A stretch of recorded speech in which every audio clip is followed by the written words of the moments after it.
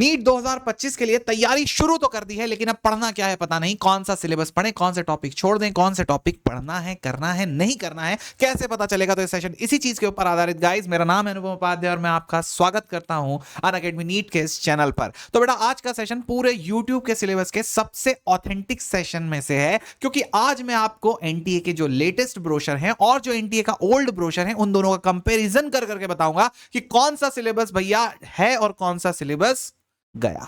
ठीक है, तो चलिए शुरू करते हैं सेशन के सबसे पहले हम देखने वाले हैं 11 का सिलेबस। 11 के सिलेबस में आप देखेंगे बेटा, बहुत ज्यादा पार्ट डिलीटेड नहीं है, लेकिन सबसे पहला वाला जो एक चैप्टर पहले पुरानी एनसीईआरटी में हुआ करता था, जिसका नाम था फिजिकल वर्ल्ड, वो पूरा की पूरा चैप्टर यहां पर से डिलीटेड है। लेकिन इसके अलावा जो एक्यूरेसी एंड प्रिसीजन नामक एक चैप्टर था, वो चैप्टर के अंदर एक टॉपिक था, ये टॉपिक भी यहां से डिलीट हुआ है। लेकिन भाई, ये टॉपिक को हमें पढ़ना होगा, ये टॉपिक आपके काम का है, क्योंकि आगे वाली चीजों में काम आएगा। तो अगर ये डिलीटेड है भी, तो बेटा आप के इसके ऊपर क्वेश्चंस आ सकते हैं। जैसा कि मैं आपको बता सकता हूं कि बहुत सारे टॉपिक ऐसे हैं जो ओवरलैप्ड हैं, मतलब यहां से नाम के लिए उड़ा दिए गए हैं, लेकिन वो ओवरलैप्ड हैं, किसी और टॉपिक में उनका यूज है। तो ऐसे जितने भी टॉपिक होंगे वो आपको पढ़ने होंगे। ऐसा एक टॉपिक है एक्यूरेसी एंड प्रिसीजन। अगली चीज की तरफ आगे बढ़ते हैं। तो बेटा, जो हमारा काइनामेटिक्स है, वहां से कुछ भी नहीं उड़ाया गया। देखिए, ओल्ड सिलेबस और न्यू सिलेबस के आप पॉइंट वर्स पॉइंट दिखने में ऐसा कि अरे ये तो बहुत बड़ा है, यहां तो बहुत छोटा है। नहीं बेटा, एकदम एक ही बात है। तो ओल्ड में लिखा बहुत बड़ा है फैला के, न्यू में लिखा बहुत छोटा सा है। दोनों ब्रोशर्स के अंदर इसी तरह से दिया है, लेकिन कोई भी पॉइंट मिसिंग नहीं है, सारी चीजें पढ़नी है काइनेमेटिक्स के अंदर।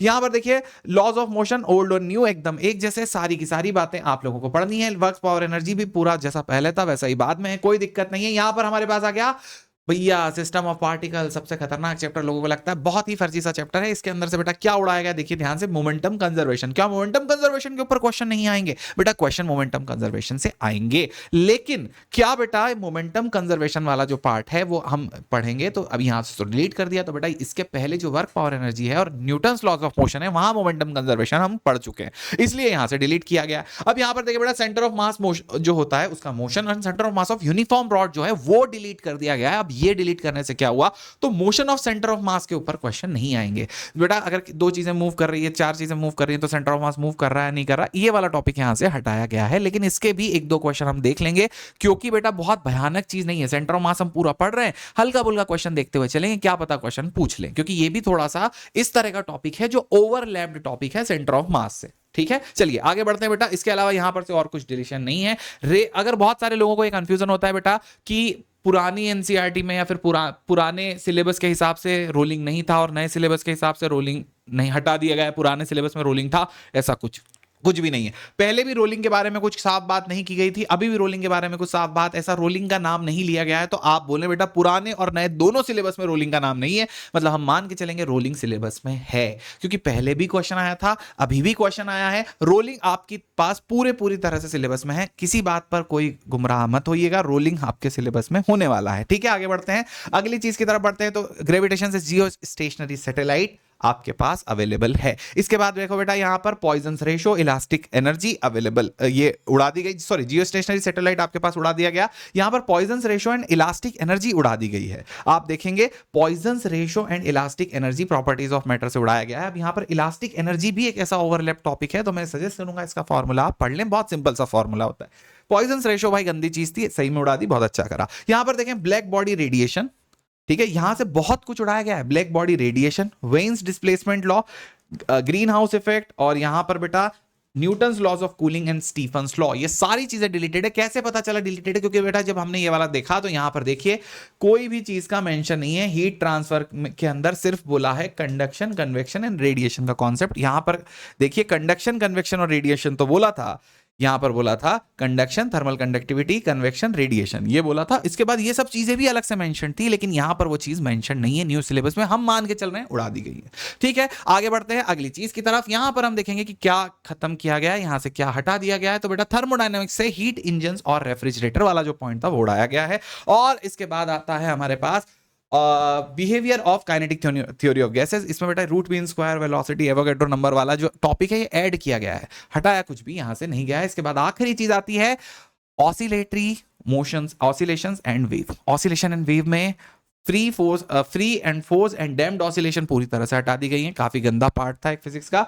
इसके बाद डॉपलर इफेक्ट, बेचारे अच्छे भले डॉपलर इफेक्ट के इजी क्वेश्चन, एक क्वेश्चन हर बार आ जाता था, वो क्वेश्चन को भी हटा दिया गया है अभी।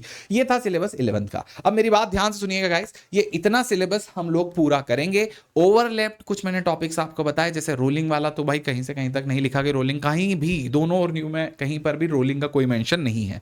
पहले भी रोलिंग का क्वेश्चन आता था, अभी भी रोलिंग का क्वेश्चन आया है, तो रोलिंग आपको करनी ही करनी है, पूरी शिद्दत से आप रोलिंग की पढ़ाई करिए, ठीक। इसके बाद जो भी ओवरलैप टॉपिक्स हैं, जो जो जहां जहां मैंने बताया छोटे छोटे टॉपिक फॉर्मूला बेस, वो भी हमें करते हुए चलना है। कुछ बड़ा यहाँ मेजर ऐसा डिडक्शन नहीं हुआ है।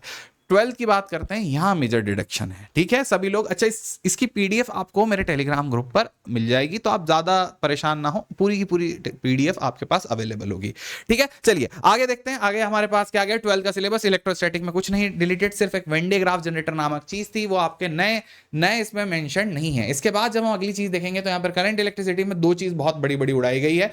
कौन सी वो दो चीज बड़ी बड़ी उड़ाई गई, जरा ध्यान से देखें बेटा। पोटेंशियोमीटर एक पूरा उड़ा दिया गया, बहुत इंपॉर्टेंट पार्ट था। इसके बाद ये वाली चीज पर लाइन क्यों नहीं लिखी गई, अभी लगा देता हूं। यहां पर बेटा ये जो कार्बन रजिस्टर वाला पार्ट था, ये भी पूरा हटाया गया है। तो carbon resistors and colour coding वाला जो पार्ट था, इस पार्ट को हमने यहां से हटाया है।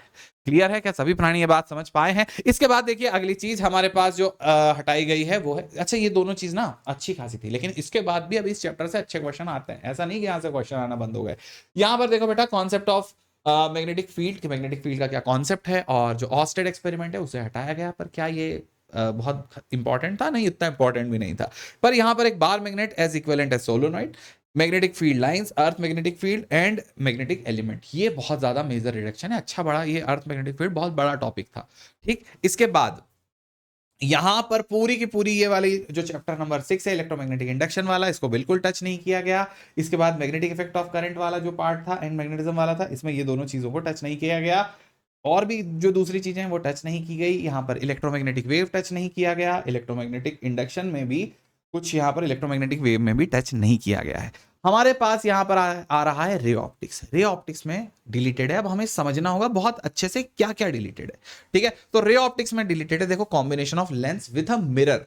कॉम्बिनेशन ऑफ लेंस डिलीटेड नहीं है, combination of a lens and a mirror. Mirror और लेंस को जब कंबाइन कर देते हैं वो चीज डिलीटेड है, गॉट इट। इसके बाद देखेंगे scattering of light, blue light and reddish appearance of the sky, मतलब जो भी लाइट का स्काई कैसे होता है, रेनबो कैसे होता था, और जितने जो 9th 10th के अंदर पूछते हैं ना कि क्यों तारे like stars are twinkling and all those things, वो डिलीटेड है। इसके बाद यहाँ पर ऑप्टिकल इंस्ट्रूमेंट में human eye, formation of image in human eye, accommodation of lenses, और जो भी आंख के अंदर के डिफेक्ट्स होते थे वो सारी चीजें यहाँ पर डिलीटेड हो गई। अच्छा खासा एक बड़ा चंक डिलीट हुआ है। इसके बाद यहाँ पर रिजॉल्विंग पावर, ये दो फॉर्मूला हुआ करते थे बेटा, माइक्रोस्कोप एंड टेलीस्कोप की रिजॉल्विंग पावर, ये यहाँ से डिलीट कर दी गई है। Got it everyone. अच्छा, यहाँ पर देखना, रिफ्रैक्शन के अंदर refraction of light is there but diffraction of light is deleted. Refraction of light through a prism is there, prism का इस बार क्वेश्चन भी आया था। और इसके अलावा डिस्पर्जन जो है, नॉट डिफ्रैक्शन, डिस्पर्जन जो है ऑफ लाइट, वो यहां पर से डिलीटेड किया गया है, ठीक है बेटा। सभी लोग क्लियर हैं। ऑप्टिक्स वाला पार्ट, ऑप्टिक्स के अंदर ये न्यू सिलेबस है, देखिए ओल्ड सिलेबस है और न्यू सिलेबस दोनों को कंबाइन करके मैंने निकाला कि इतनी चीज डिलीटेड हो चुकी है, ठीक है। आप भी कंबाइन करके देख सकते हैं, पीडीएफ आपको मिल जाएगी। आखिरी में आता है हमारे पास डुअल नेचर। मॉडर्न फिजिक्स में हम आ चुके हैं, यहां पर से भी काफी सारा रिडक्शन है। डुअल नेचर से एक छोटा सा एक्सपेरिमेंट आता था, डेविएशन एंड जर्मन एक्सपेरिमेंट, वो वाला हमारा यहां पर से डिलीटेड हो चुका है। इसके बाद देखिए यहां पर से रेडियो एक्टिविटी, बहुत बड़ा टॉपिक हुआ करता था, रेडियो एक्टिविटी, वो डिलीट हो चुका है। Got it everyone. इसके बाद आइसोटोप, आइसोटोन, आइसोबार, और आई विल सजेस्ट कि आप ये पढ़ें, है ना, ये ओवरलैप टॉपिक है, बिल्कुल इसे छोड़ना नहीं है, ये इसे आपको पढ़ना है। रेडियो एक्टिविटी के अंदर भी बेटा, रेडियो एक्टिविटी के अंदर जो डीके है वो डिलीटेड है, अल्फा बीटा गामा के बारे में कुछ नहीं दिया गया। जैसे हमारे पास न्यूक्लियर रिएक्शंस जो हैं उनके बारे में कुछ नहीं दिया गया। देखो बेटा, यहां पर nuclear reaction, nuclear fusion, nuclear fission जो है ये अभी भी है। तो न्यूक्लियर फिजन, जो न्यूक्लियर फिजन और न्यूक्लियर फ्यूजन है वो रिएक्शंस अवेलेबल है। तो न्यूक्लियर फ्यूजन कब होता है? रेडियो एक्टिविटी की वजह से ही तो होता है। तो न्यूक्लियर फ्यूजन जो है वो अवेलेबल है। तो न्यूक्लियर फ्यूजन में डिकेज के बारे में हम हल्का सा पढ़ सकते हैं कि न्यूक्लियर फ्यूजन में क्या होता है। एक न्यूक्लियस के अंदर से कुछ पार्टिकल्स निकलते हैं, तो वो चीज हमें पता होनी चाहिए।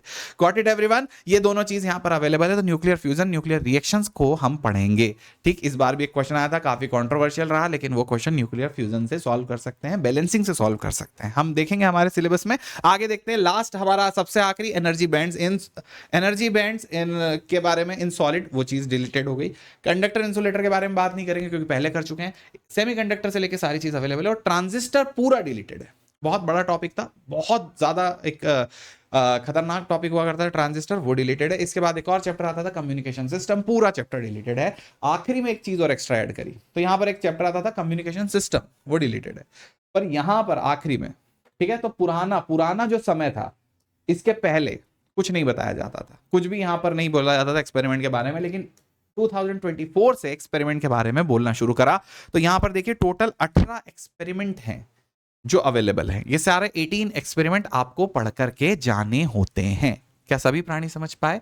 बहुत इंपॉर्टेंट बेटा, ये सारे के सारे सिलेबस के अपडेट, ये आपको बहुत अच्छे से ध्यान होना चाहिए। और ये काफी ऑथेंटिक सोर्स, मैंने दोनों के ब्रोशर 2024 के पहले वाले और 2024 के बाद वाले, दोनों एनटीए के लेटेस्ट और ओल्ड दोनों ही ब्रोशर को कंपेयर करके ये सिलेबस का डिटेल वीडियो आप लोगों के लिए बनाया। ठीक है, अगर आपको अच्छा लगा हो तो लाइक जरूर करिएगा। और इसके अलावा एक और इंपॉर्टेंट बात मैं आपको बता देता हूं कि if you guys want to enroll in our batch, our offer for this 5499 has been extended to 15th of May. You can use the code ANUP. अब ये ANUP कोड यूज करने से होगा क्या? तो होगा ये कि बेटा आप लोगों को पहली बात तो इतने कम प्राइस में ऑफर मिल रहा है। ये ऑफर कितने का है आप जरा सोचिए बेटा, कि अगर आप 5499 को 365 से डिवाइड करेंगे तो आपकी education, you are getting education on 15 rupees per day.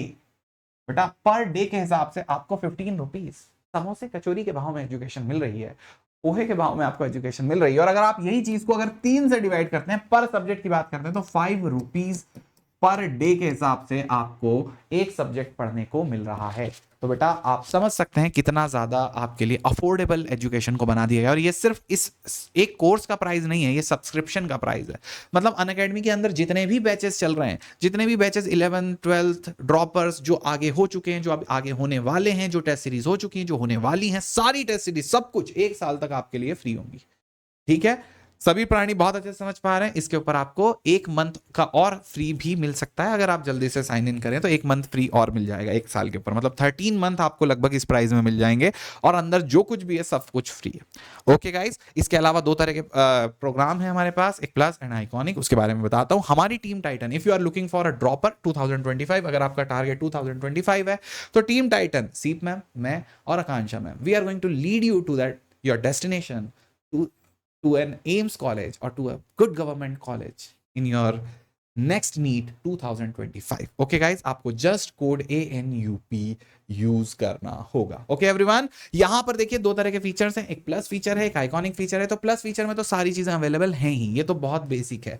ठीक है, हर एक चीज यहां पर अवेलेबल है, जो चीज की आपको जरूरत है सब कुछ यहां पर अवेलेबल है। आपको चाहिए नहीं कोई कमी ना रह जाए, कुछ एक एक्स्ट्रा में ऐड कर दूं, तो बेटा आपको मिल जाएगा आइकॉनिक फीचर। आइकॉनिक में क्या होगा, आपको सबसे बड़ी बात यहां पर मिलेंगे प्रिंटेड नोट्स, वहां पर आपको PDF मिल रही है, यहां पर access to all offline batches. तो ऑल ऑफलाइन बैचेस मतलब जितने भी इंडिया में अनअकैडमी के सेंटर हैं, उन पर ऑफलाइन जो बैचेस चल रहे हैं उनका आप रिकॉर्डिंग देख सकते हैं। उसके अलावा नीट अश्योर, ये मैं आपको बताता हूं क्या होता है। इसके बाद 1-on-1 सबसे बड़ा जो फीचर है वो है 1-on-1 मेंटरशिप। एक मेंटर आपको असाइन किया जाएगा जो आपकी हर कदम पर गाइडेंस देगा, आपको बताएगा ऐसे पढ़िए, ऐसे ये वाला इस तरह से होमवर्क करिए, आपके बारे में छोटी छोटी बड़ी बड़ी बात, आपकी पर्सनल लाइफ से हर चीज, पर्सनल आपके बिहेवियर से हर चीज को इंप्रूव करने के बारे में वो आपको सिखाएंगे, आपके मेंटर होंगे इस जर्नी में। ठीक है, पर इस कोर्स का प्राइस आप लोगों को मिलने वाला है सिर्फ 14,999। और ये बेटा इसलिए क्योंकि एक पर्सनल, एक इंसान आपको अलॉट किए गए हैं। ठीक है, एक इंसान अगर आपके घर पर एक सेशन या ऑनलाइन भी एक सेशन लेने आते हैं तो वो आपसे 1,000 रुपए 1 घंटे का चार्ज करते हैं, एंड ये आपको साल भर के लिए मेंटरशिप देने वाले हैं। तो this is a very good price. ठीक है, तो ये पूरा की पूरा जो कोर्स का प्राइस है, this is for a year and this is also for a year. Okay everyone, यहां पर देखिए नीट अश्योर मतलब अगर आपका इस बार, वैसे हम होने नहीं देंगे, इस फीचर को हम आपको यूज ही नहीं करने देंगे, पर अगर इस बार अगर आपके साथ ऐसा हुआ कि आपका नीट नहीं निकला, तो अगली बार आप फिर से इसी फी में प्रिपरेशन कर सकते हैं। That preparation of yours will be on us. Got it everyone? This is called NEET Assure. ये आपको आइकॉनिक सब्सक्रिप्शन में मिलने वाला है, और हम कोशिश करेंगे कि आप ये फीचर को यूज ही नहीं कर पाओ, आपके कोई काम नहीं है। ठीक है, चलो अब यहां पे देखते हैं सबसे आखिरी में कि अगर आपको सारा के सारा सेशन बहुत अच्छा लगा, इंफॉर्मेशन काम की लगी, तो जरूर सब्सक्राइब करिए हमारा चैनल। और अगर कोर्स यूज करना है, कोर्स में आपको आना है, बेस्ट लोगों से आपको पढ़ाई करनी है, तो use the code ANUP, link is in the description. Okay guys, see you, tata, bye bye, good night.